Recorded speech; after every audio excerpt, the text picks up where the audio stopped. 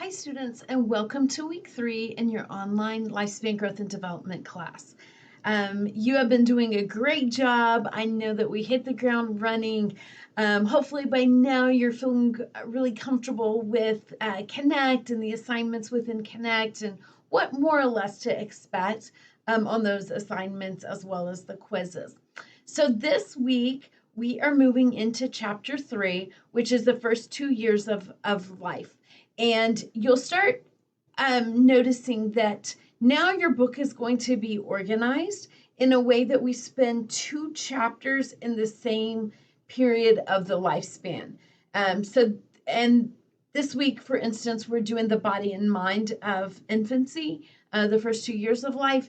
And next week, we will still be in that same age range. We will just talk about the social emotional parts of development. So that'll be more or less what we do for each stage of the lifespan moving forward throughout the semester.